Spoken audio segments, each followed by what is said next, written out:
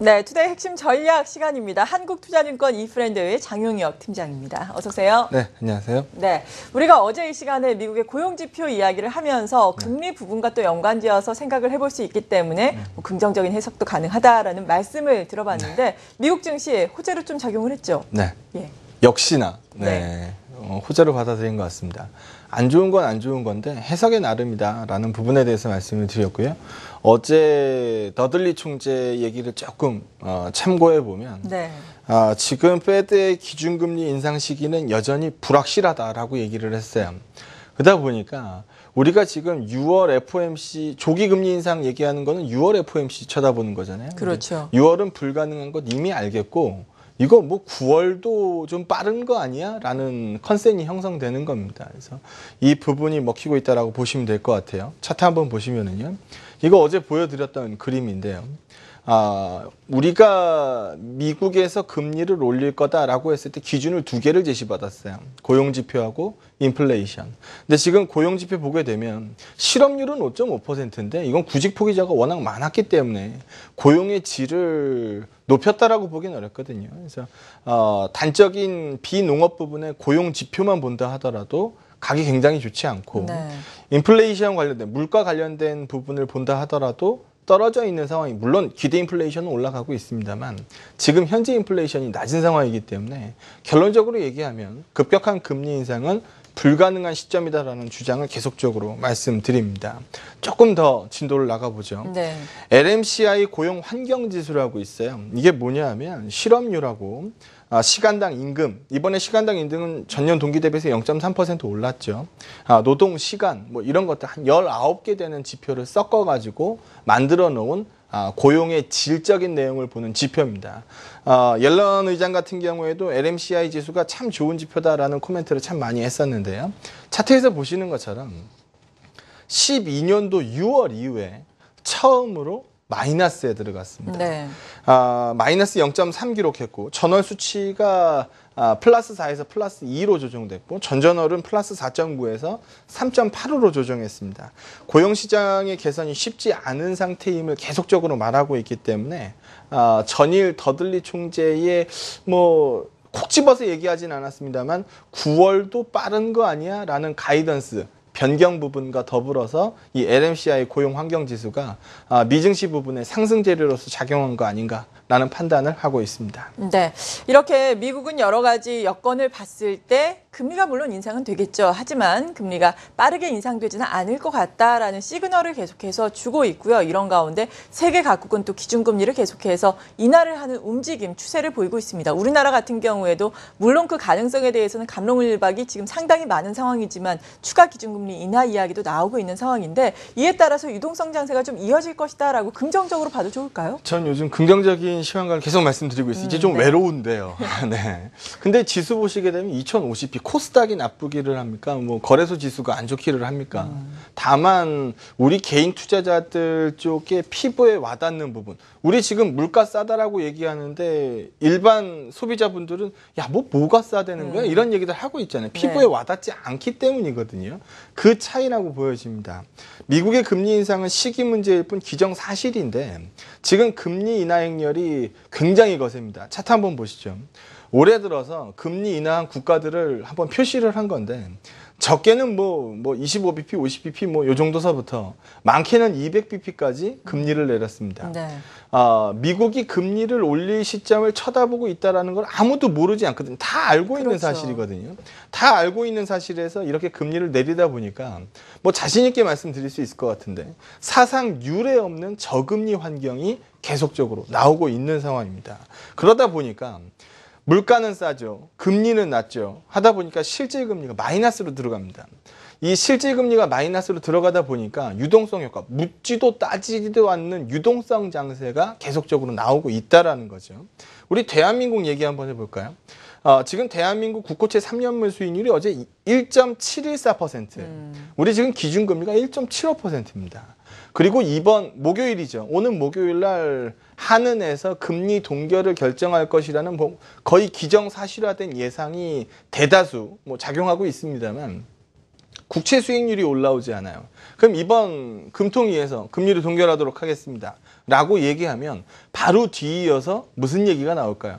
5월에 내리겠지 뭐 이런 식의 얘기가 나올 거라는 거죠. 네. 그래서 우리 대한민국도 계속적으로 금리를 내려가는 작업을 하고 있기 때문에 유동성 장세 측면에서는 지속적으로 펌프질을 하고 있다는 겁니다. 물론 부담감이 있어요. 여기서 보시는 것처럼 EPS 값은 떨어지. 이건 뭐 선진국이고 신흥국이고 마찬가지 현상입니다.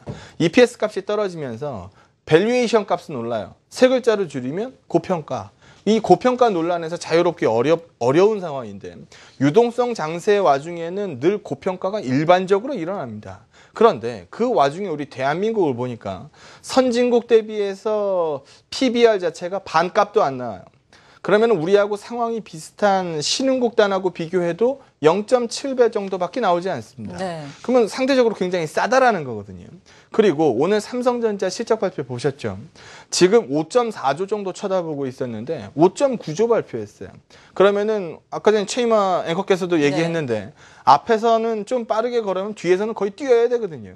삼성전자가 좀 빠르게 걷기 시작했다. 그럼 뒤쪽에서 뛸 수 있는 애들도 점점 늘어난다는 얘기입니다. 이 부분도 긍정적으로 봐야 될 것 같고 그런데 유난히 못 가고 있는 이유 여기서 보시는 것처럼 투신권의 소위 짱돌이 시장의 발목을 좀 많이 잡고 있는 것 같습니다. 근데 결론적으로 말씀드리면 한도 끝도 없이 나올 수 있는 매물은 없다라고 봅니다. 네. 결국 투신권의 수급 노이즈는 지나간다라고 보고 있고요. 재매입 시점 기다리고 있는 상황입니다. 어제 삼성전자 아웃퍼폼이 나왔었죠. 상당 부분 선반영한 것 같은데 오늘 뭐 연속성이 떨어져서 재매입 시점이 지금이다라고 말씀드리긴 좀 어렵습니다. 그리고 오늘 외국인들 선물도 자극받고 있지 않고요. 비차익당도 상당히 좀 부진한 상황입니다. 세 조각 퍼즐 계속해서 말씀드리고 있는데 맞아 떨어지는 날이 없죠. 재매입 시점으로서는 타이밍이 좀 안 맞아 들어갈 뿐. 우리 그렇다고 해서 시장 안 쳐다볼 수는 없는 국면이니까 시장은 긍정적인 마인드를 갖고 쳐다보되 진입 시점 자체는 조금 여유 있게 결정을 하자라는 의견 계속 말씀드려야 될 것 같습니다. 네, 이런 가운데 그리스에 대한 이야기가 계속해서 시장에는 노이즈로 작용을 하고 있습니다. 일단 IMF에 갚아야 할, 상환해야 할 금액이 계속해서 있는데 일단은 9일까지는 채무를 상환하기로 했다라는 이야기가 긍정적인 이야기가 들리는데 또 14일에도 채무 상환이 있지 않습니까? 이런 부분과 관련해서 그렉시트에 대한 노이즈 시장에 어느 정도로 작용을 할까요? 9일날 돌아오는 거는 눈꽃만큼 돌아옵니다. 앞으로 돌아오는 것들은 눈덩이만큼 돌아옵니다. 네. 그러다 보니까 지금 9일날 도래하는 채권 금액을 상환하겠다, 뭐 디폴트 피하겠다라고 얘기하고 있는데 시장 일각에서는 그래도 그렉시트는 불가피하게 일어날 거다라는 얘기가 많이 일어납니다. 네. 좀 전에 뭐 하단에 뉴스가 지나가던데 시리자 당 내부에서도 내분이 일어나고 있다. 뭐 조기 총선 얘기가 다시 나오고 있는 상황이기 때문에 그리스 얘기가 뭐 심상치 않은 거 아니야?라고 말씀들 많이 하십니다. 심상치 않은 거 맞고요. 그런데 한번 생각해 보시죠. 좀 이따가 다시 한번 말씀을 드리겠습니다만 얼마나 주변국으로 전이되고 있는지 살펴볼 시점입니다. 네. 과거에 유로존 재정 리스크가 터졌을 때 뭐 스페인이고 이탈리아고 아일랜드고 옆으로 막 퍼져나가니까 뭐 휘청휘청 거렸었거든요. 우리가 부산시 재정 모르지 않습니까? 근데 우리가 그때 스페인 지방정부의 재정까지 공부해가면서 시황을 얘기했었는데 그런 상황으로 지금 번져나가고 있지 않습니다. 예. 차트 한번 보시죠. 유로존 분리 가능성 지수라 그래서 유로존에서 뛰어나갈 수 있는 국가가 지금 어디가 있을까요? 네, 그리스밖에 없습니다. 네.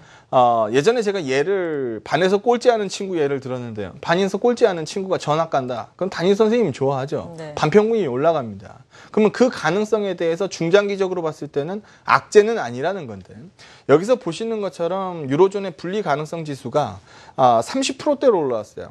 그렇게 되면은 상당히 좀 많이 가능성이 증가했다라는 얘기들 많이들 하십니다. 그리고 일각에서 얘기 나오고 있는 것처럼 그렉시트가 불가피하게 벌어질 가능성 굉장히 높아 보입니다. 언제? 여기서 보는 것처럼 작년 말에 봤었던 단기물서부터 장기물까지의 채권 수익률 커브하고 이번에 4월 1일 날 본 수익률 커브하고 어디가 달라졌나요?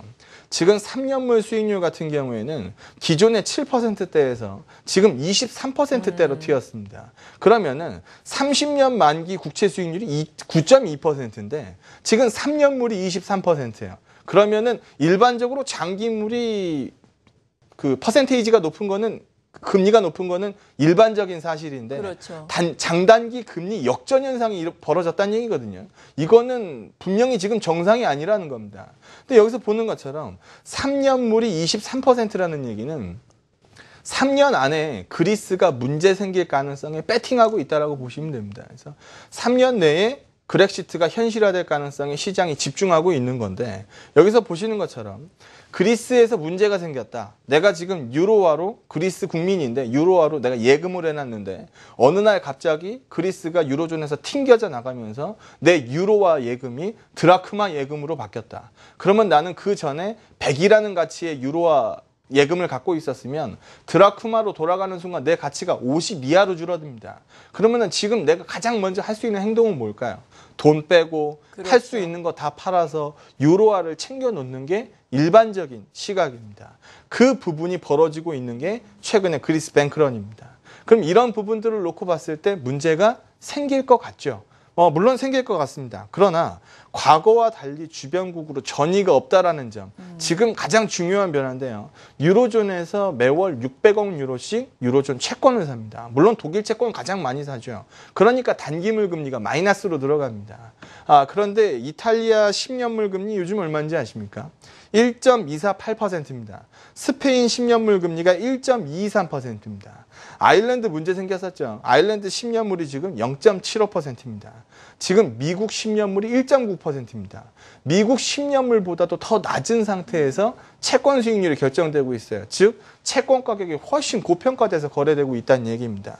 물론 정상이 아니죠. 기현상인데 지금 현재 그렉시트가 시장을 부러뜨리는 이슈가 되려고 했으면 지금 스페인, 이탈리아 이런 쪽들이 동반해서 좀 전이가 나왔어야 되는데 그런 부분 전혀 나오고 있지 않다. 신경 쓰이는 이슈인 건 맞지만 시장을 부러뜨리는 이슈로 보기는 어렵다. 투신권의 매도 이유를 그렉시트에서 찾기에는 어렵다라는 부분에 대해서 말씀드립니다. 네, 정말 몇 년 전에 지금 말씀해 주신 뭐 아일랜드라든지 소위 말하는 피그스 국가들이 시장을 흔들었을 때에는 이러한 피그스 국가들로 전이가 될 수 있을 것이다라는 우려감 때문이었는데 이번 문제는 그리스만의 문제이기 때문에 그렉시트 가능성이 높다고 할지언정 그때처럼 시장을 아주 크게 뒤흔들진 않을 것이다라는 말씀이었습니다.